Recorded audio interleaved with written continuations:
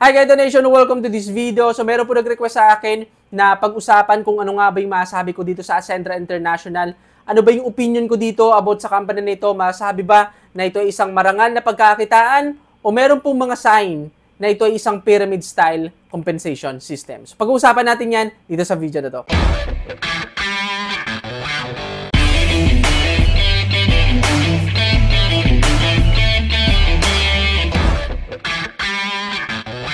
Ngayon, ano nga ba yung Ascendra International para sa mga wala pang idea sa company na ito? So, ang Ascendra International ay isa pong bagong MLM business na nagbukas dito sa Pilipinas na nag-o-offer ng iba't ibang produkto o serbisyo. Ang tanong, ano ba yung ino-offer ng Ascendra International? Base sa business presentation ng Ascendra International, mayroon itong tatlong ino-offer kung saan ito yung bibilin mo dito sa loob ng company. Una, yung masterclass o yung mga training hub na kailangan mo para makapagsimula ka dito sa Ascendra International.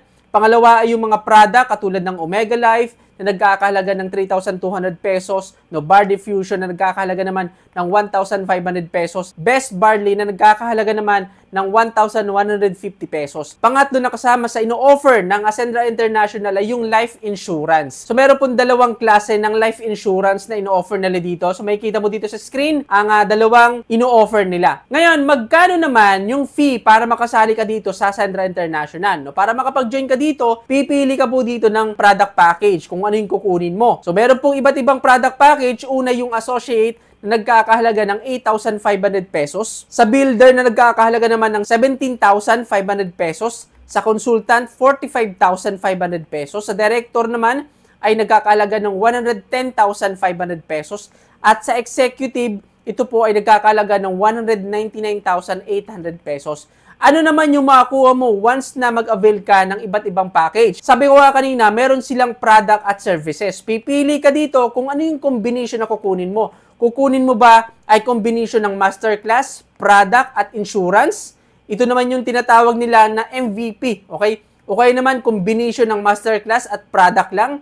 Okay naman combination ng masterclass at life insurance lang. So, ikaw yung mamimili dyan kung ano yung kukunin mo. Ibig sabihin, meron kang produkto o serbisyo na makakuha dito sa loob ng Ascendra International once na mag-join ka. Ang isa sa pinaka-concern lang dito ay kung competitive ba talaga yung ino-offer nila. Kasi sa mga MLM business dito sa Pilipinas, matagal nang mayroon training, mayroon product, mayroon insurance sa mga MLM. At madalas, ito talaga yung makuha mo maliban dun sa product package. Kung pag-uusapan natin yung product package, o masabi ba na competitive ito sa market? Kasi napakarami ng ganitong klase ng produkto, especially MLM. Katulad, maraming MLM na nag-o-offer ng Omega. O, nandyan yung Usana, nandyan yung AIM Global, nandyan yung Atomy, nandyan yung DXN. Sa Barley naman, nandyan yung Santi Barley, I Am Worldwide, Edmark, at marami pa. Ibig sabihin, itong mga ganitong klase ng produkto ay saturated na.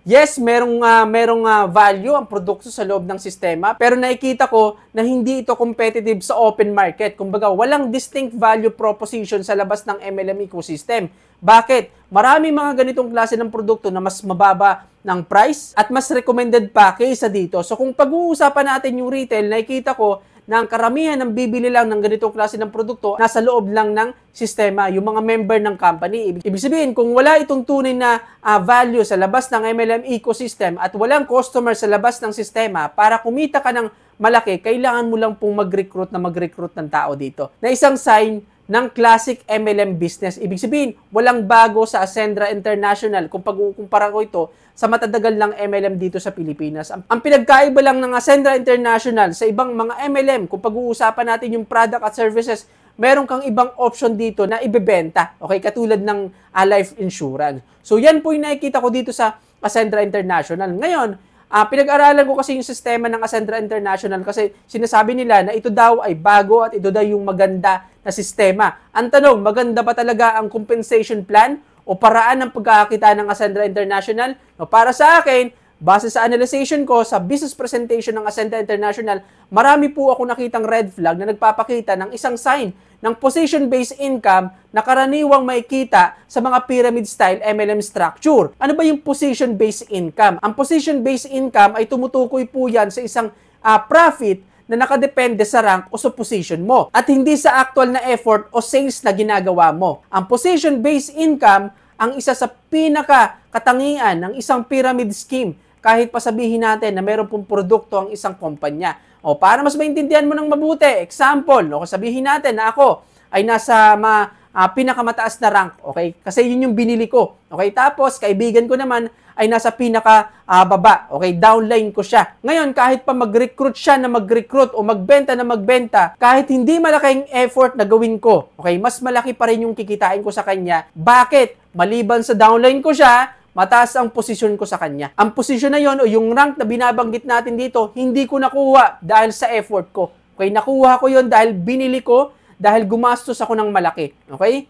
I hope naintindihan kapatid. So yun po ang tinatawag na position-based income na isang katangian ng pyramid scheme. Ibig sabihin, kung sino yung nasa taas at nakaposisyon base sa ginastos nila sa simula, yun ang kikita ng malaki. Ngayon, bakit ko nasabi na ang marketing plan ng Ascendra International ay nakitaan ko ng tinatawag na position-based income na karaniwang may kita sa mga pyramid style na MLM structure. Pag-usapan natin yung mga red flag na nakita ko dito. Sa mga legit na MLM business kasi, kung pag-uusapan natin yung kita, dapat nakabase po yan sa effort. Ibig sabihin, kung hindi ka mag-effort, hindi ka kikita. Sa pyramid scheme style na MLM, hindi lang nakabase sa effort, kundi nakabase sa position na binili mo. So pag-usapan natin, paano ka ba kikita dito sa Ascendra International maliban sa pagbebenta ng product o ng life insurance? Una, ay sa pamagitan ng direct referral. No? Base sa business presentation, kikita ka ng 20% sa direct referral once na ikaw ay nakapag-recruit ng tao na meron ka napasok na tao na bumili ng package.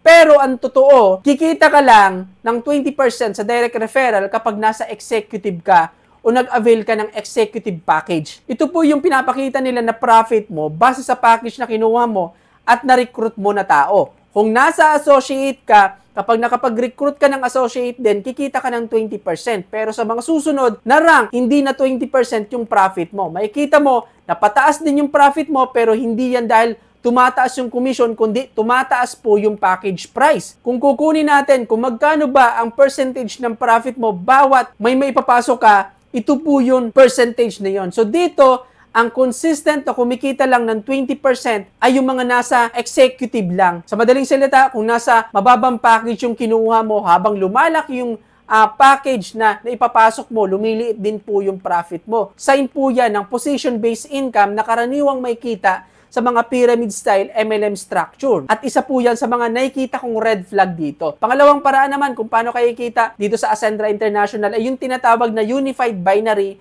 o mas kilala sa matching bonus. Sa unified binary kasi mayroon silang tinatawag na binary value. Sa bawat package at product, mayroon binary value na katumbas yan. One binary value ay katumbas ng 1 peso. So ito po ang binary value ng bawat product at ng package. Ibig sabihin lang nito, kapag may naipasok kang tao sa left at right, sabihin natin na may na-invite kang nag-executive din sa left mo at dito sa right mo. Kikita ka po dito ng 10,000 pesos. Okay? Pero dahil meron silang safety net, kung saan ang profit mo lang dito ay kung anong package yung binili mo, kung may invite kang bumili ng executive package, pero ikaw ay nasa associate, hindi ka kikita ng 10,000 pesos. Kundi ang kikitain mo lang dito ay 600 pesos. Yan po ay sign ng position-based income na karaniwang may kita sa mga pyramid style MLM structure at nakikita kong isa sa mga red flag. Okay? Pangatlong pagkakakitaan, unified unilevel. Katulad ng unified binary, meron ding nakaalat na unified value sa bawat product at package. Okay? Ibig sabihin, from first level hanggang 10th level, hanggang merong pumapasok na bagong recruit na bumili ng enrollment fee, at product sa ilalim mo, kikita ka po ng 10% doon. For example, may napasali kang executive, kikita ka doon ng 300 pesos. Yun kung executive ka rin.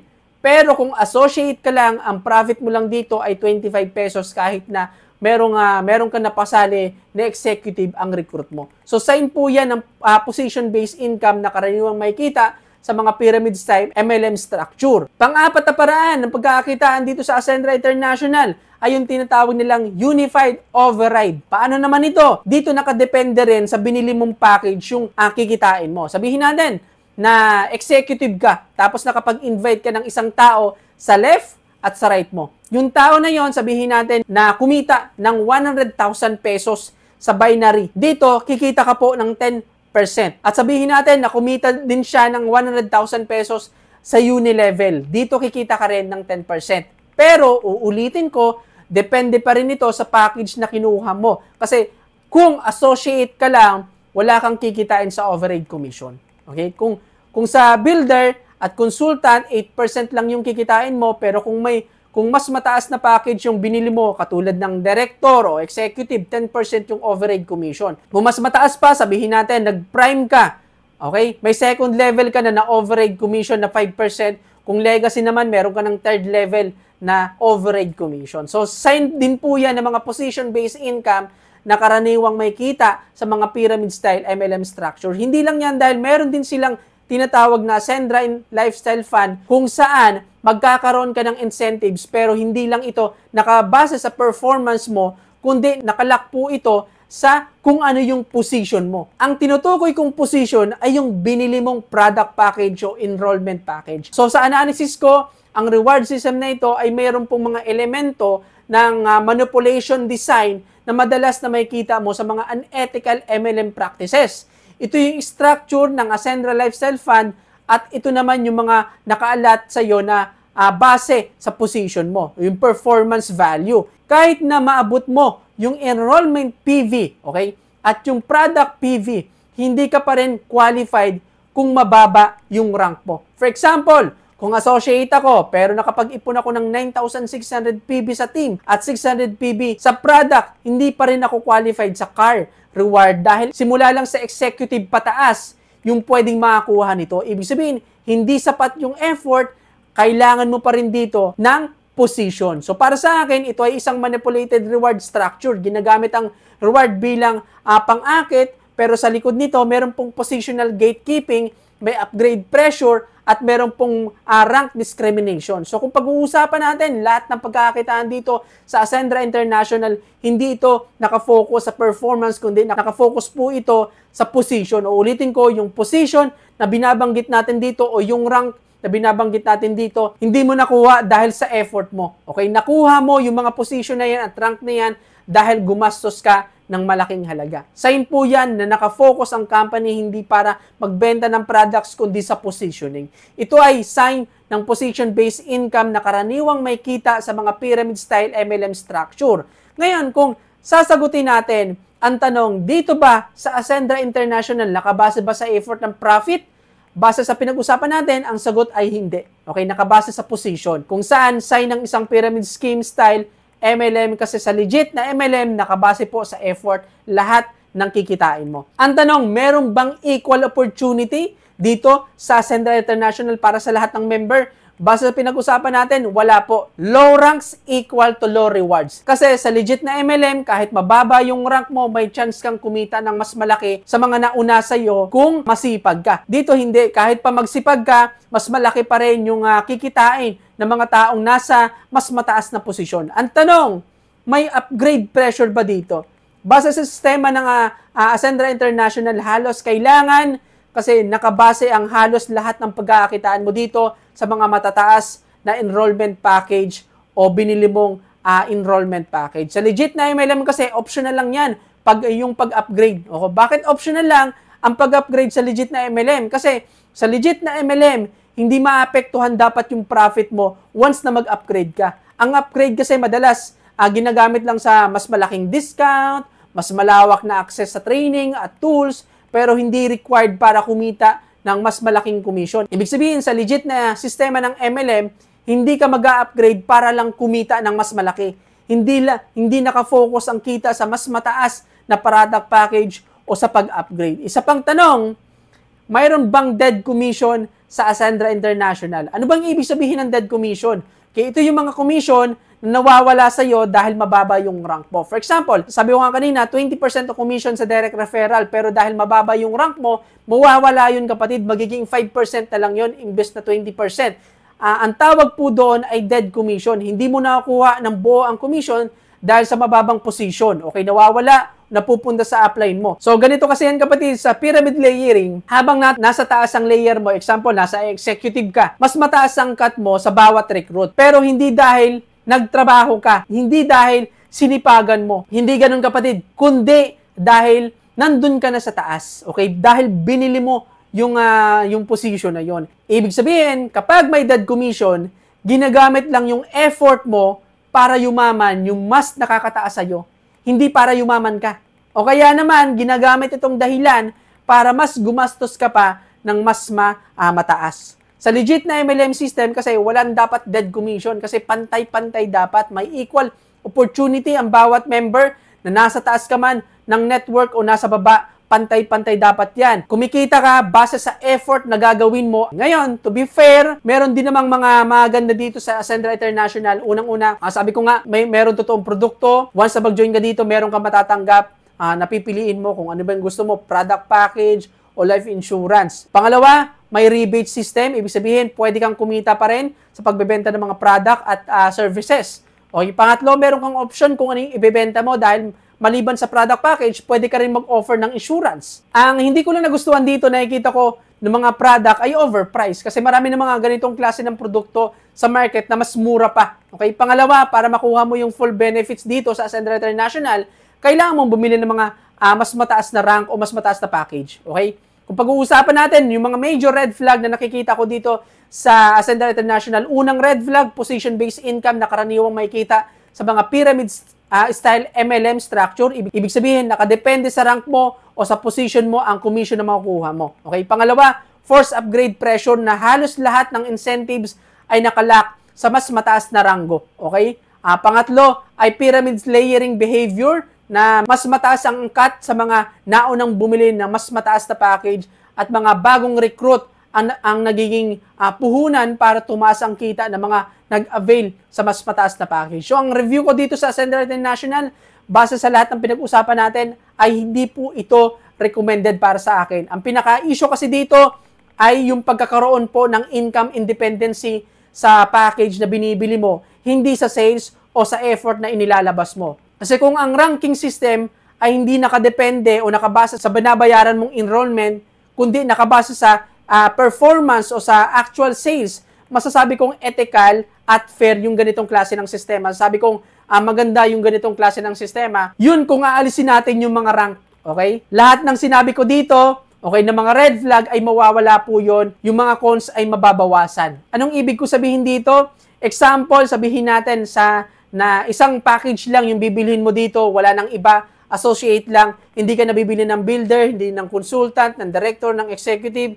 Yung mga yan ay magiging ranggo na lang o position pero hindi ka nagagastos para mapapunta sa mga ranggo na yon. Ngayon, kapag nakabenta sila ng ganitong halaga, sabihin natin, para makapunta ka sa builder, ay dapat makabenta ka ng 100,000 pesos na product package o ng mga produkto. Once na tumas ka sa builder, makakuha mo na yung posisyon at makakuha mo na yung benefits ng builder. So habang tumataas yung benta mo o ipapasok mo sa company, tataas rin yung rank mo o position mo kung saan tumataas rin yung benefit na pwede kang kumita ng mas malaki. Pero sa current na model ng Ascendra International, kung ganito sana yung sistema at idadagdag natin yung binary, unilevel at override commission ng Ascendra International, masabi ko na maganda. Pero dahil sa current model ng Ascendra International, ang mas mataas na kita ay nakakuha hindi dahil sa sipag mo, kundi dahil sa laki ng inilabas mong pera. Isang core trade yan po ng pyramid style MLM. Kaya para sa mga taong hindi kaya maglabas ng malaking halaga o hindi mahusay mag-recruit, mataas ang risk na malugi o hindi ka kumita dito sa loob ng Ascendra International. So para sa akin, ang Ascendra International hindi po recommended, especially sa mga taong hindi maglalabas ng malaking halaga o hindi magaling mag-recruit kasi magsasayang ka lang ng pera dito at ng effort mo kung wala ka na mga yan. Ngayon, ikaw naman yung tatanungin ko, ano ba yung masasabi mo sa Ascendra International? Masasabi mo ba na ito ang pinakamagandang sistema sa lahat ng MLM at isang legit na MLM business o isa ka sa mga naniniwala na ito ay isang malaking pyramid scheme na kailangan iwasan? So comment po sa haba ng video na to kung ano yung sagot mo sa tanong natin para malaman ko at malaman ng mga makakapanood ng video na to kung ano yung opinion mo dito sa MLM business na ito, kapatid. So dito nagtatapos ang topic natin ngayon. Hanggang sa muli, I'm Nilian to, I'm Internet Marketing Vlogger. Bye-bye!